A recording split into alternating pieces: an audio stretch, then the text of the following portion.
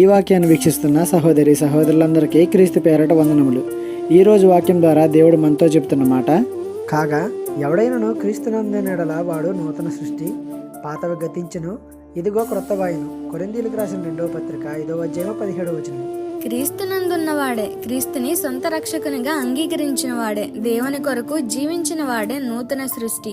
నీ పాత రోత జీవితం గతించింది, ఇదిగో నూతన హృదయం, నూతన జీవితం నీకు అనుగ్రహించబడుతుంది. సంవత్సరం వెంబడి సంవత్సరం గతించిపోతుంది, మరి నీలో మార్పు ఉందా?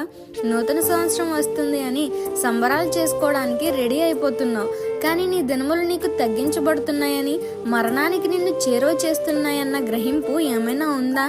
ఒకవేళ గ్రహింపు ఉంటే, నేను దేవుని యందు నూతన సృష్టిని, నేను ఇక్కడ కన్ను మూస్తే మరలా కన్ను తెరిచేది నా దేవుని దగ్గరే అన్న కాన్ఫిడెన్స్ నీకుందా? ఆలోచించు.